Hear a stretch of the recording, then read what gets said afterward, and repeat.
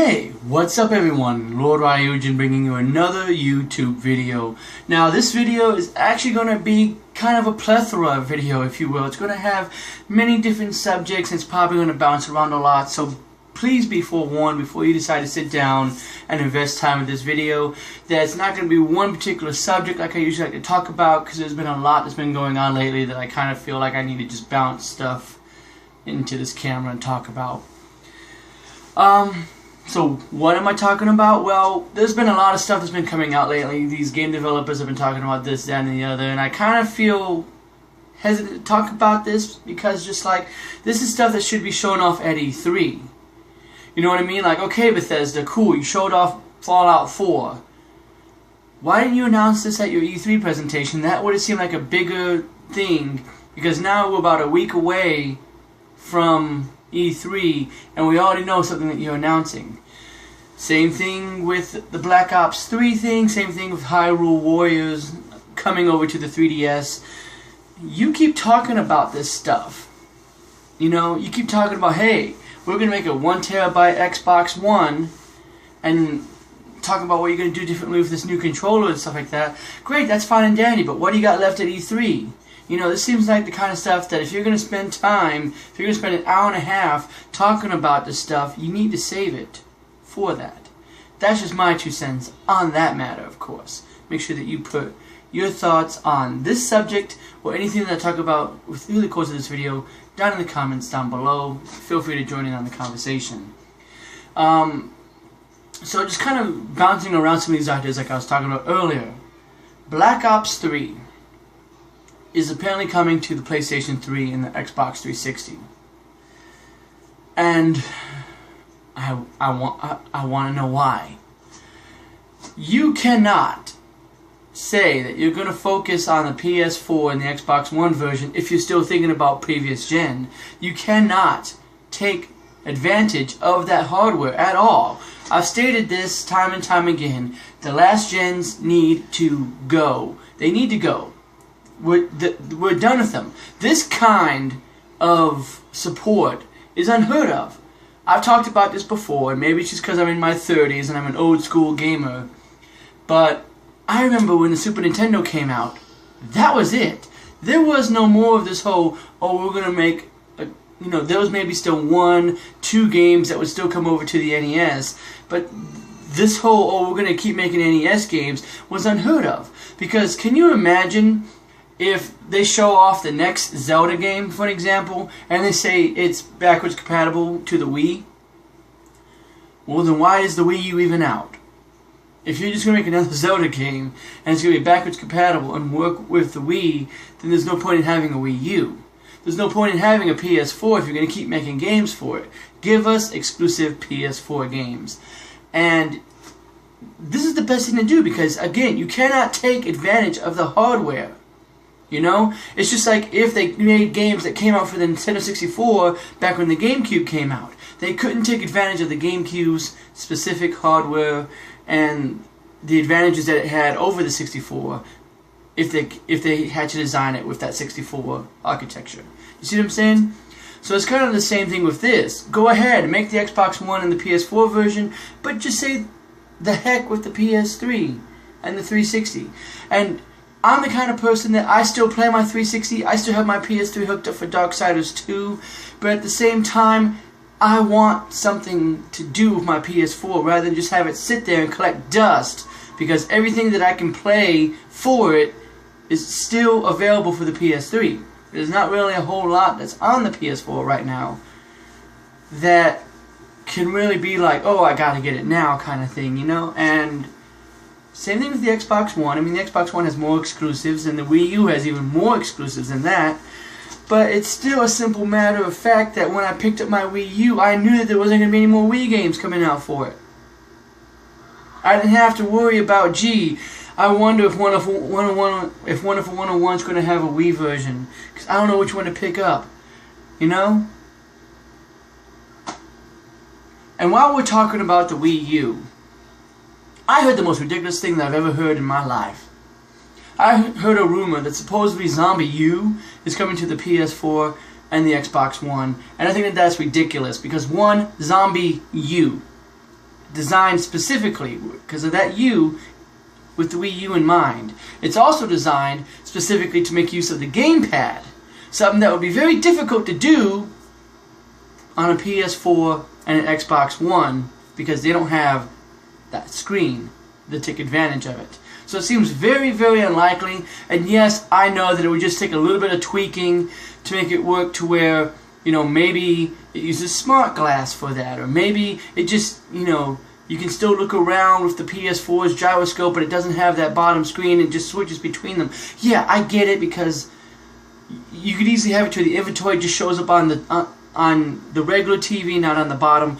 I get it. But I really seriously hope that this doesn't happen, because 1, Zombie U was designed to be a Wii U exclusive.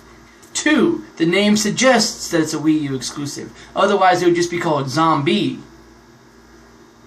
and not Zombie U.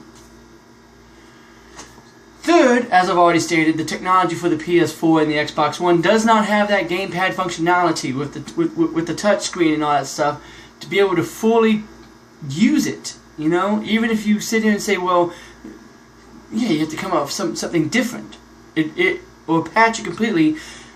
And another thing is, that seems kind of off, because if you're gonna just up the graphics, then everybody's gonna talk about, oh man, how great this game is, how good Zombie U is, because it's not on a Nintendo system now, right? That's what I think is gonna happen.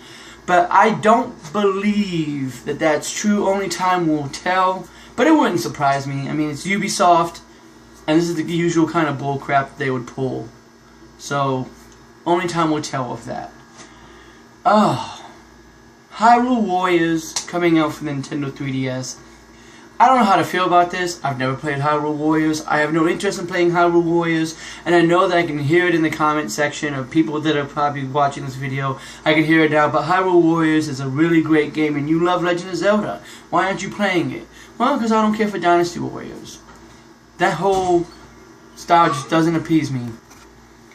And again, just like with the Call of Duty crowd, if that's your thing, then that's fine. Call of Duty is not my cup of tea, so really, I don't care what they do with Call of Duty, and I don't care what they do with Hyrule Warriors, and it makes a ton of sense, really. Hyrule Warriors is probably one of the best-selling games on the Wii U right now, and it's probably one of the most notorious games. It's one of the ones that everybody's always like, oh, I gotta play it. So to put it on a Nintendo 3DS and to bring that experience to more people makes a ton of sense. And so that's why, to an extent, I can understand everything that I've been ranting about. Why they would bring Call of Duty to the PS3 to maybe, you know, bring it to a larger audience, or bring Zombie U to a larger audience. But at the same time, if you're trying to take advantage of next-gen hardware, like you say you're doing with Call of Duty, it doesn't need to be on previous gen. You can't take advantage of current-gen tech if you're constantly having to think about what you're going to do with the previous gen version, even if it's removing features. Like, hey, we can't make it run that good. So why do it? If you have to remove things from it, don't do it.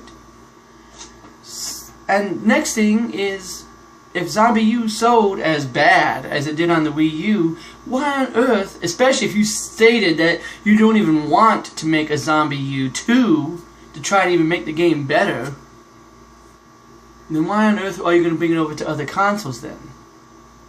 That kind of stuff doesn't make any sense to me. Otherwise, yeah, I think that's about the gist of my rant. I mean, they did announce Fallout 4. Not a big Fallout fan. I haven't really played a game in the series. I have seen people play it. It looks like it'll be fun, and maybe I'll pick up Fallout 4 and try it.